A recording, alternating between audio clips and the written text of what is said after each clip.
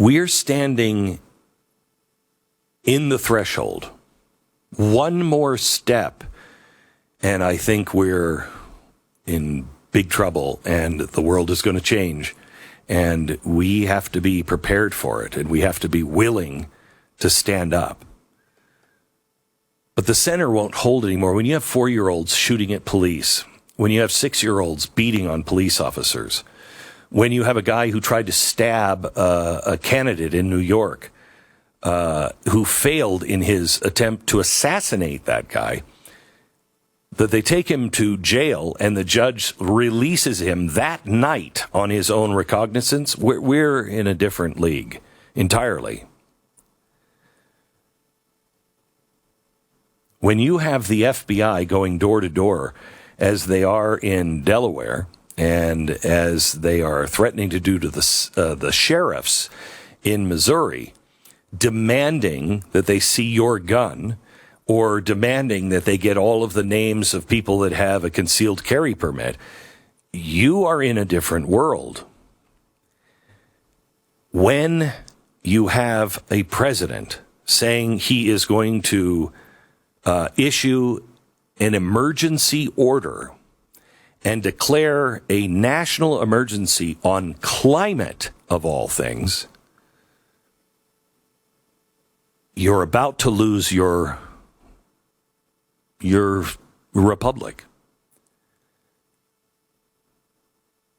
The only state of emergency that needs to be declared right now is the state of emergency that we have with our own federal government and this president, because the presidency is way out of control. No matter what party the president is from, when they say any version, well, since Congress won't act, I will, that should have alarm bells going off in every single person. I don't care if Donald Trump said it, Ronald Reagan said it. When they say, if Congress will not act, I will, that is a direct violation of the president's oath of office.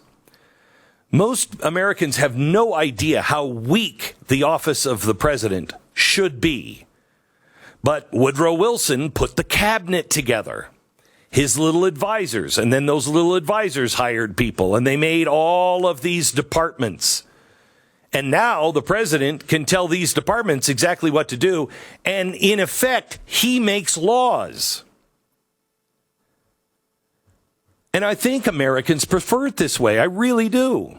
But you have no one to answer to you if that is the case. But I think people prefer it that way. They want somebody that they like, they voted for, to have a magic scepter that can just, they can wave that magic scepter over and control prices and give you free stuff and define marriage and provide abortions and protect you from climate change. But that's unconstitutional. None of those jobs are listed in the Constitution for the president. None of them. Not even close. In fact, let me give you a quick reminder here that maybe you can share with your friends who prefer the magic scepter presidency. The founders put Congress in front and center in the Constitution, not the president. And here's why. They had major kingophobia. Okay? It's like Germany right after Hitler. They're like, okay, let's not do that again. And they knew that men would try to gather more and more power and consolidate that power, and that was everything they were trying to get away from. So, what did they do? Well, they were very cautious when they put together the office of the president, the executive branch. After the preamble, the very first line of the article says, all legislative powers herein granted shall be vested in a Congress of the United States, which shall consist of a Senate and House of Representatives. So all legislative power is granted to Congress, not the EPA, not the FDA. They can be there, I guess, to enforce, but they don't make the rules. Congress does. It means no legislative power is granted to the president. Now, I know you know this, but I'm not sure about the rest of America. The president can't make laws. So if the president can't make laws, well, what's his job then? Well, the first thing the Constitution instructs the president to do is to take an oath to, quote, preserve, protect, and defend the Constitution of the United States. That's his top priority. Yet now, the Constitution, that's just left for some crazy wacko conservative judges on the Supreme Court. No, that's the whole point. The whole point of government is to protect the rights of the people that come from God.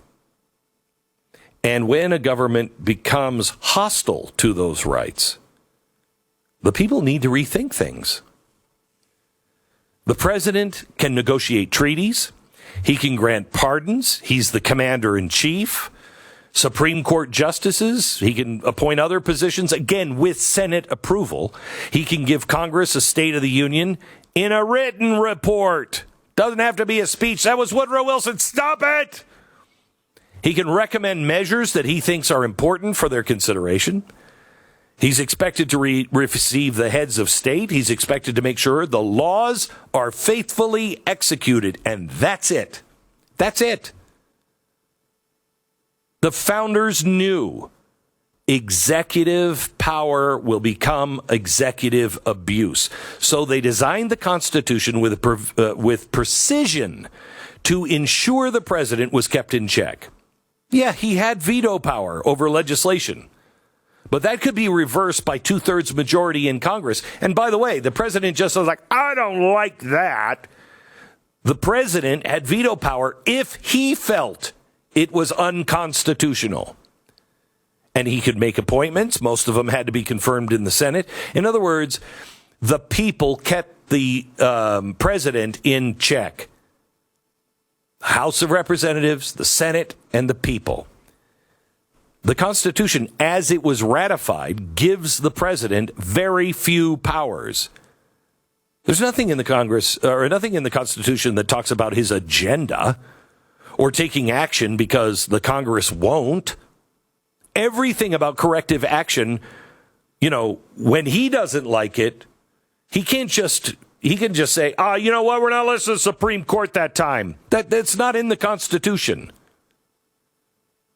The only way forward is for people to learn the Constitution and dial back the out-of-control presidential power. I warn you, the office of the president is going to spook the hell out of people. I think I know what side it's coming from. But maybe we dodge a bullet this time, and next time it will spook the hell out of the other half of America. We must dial back his power.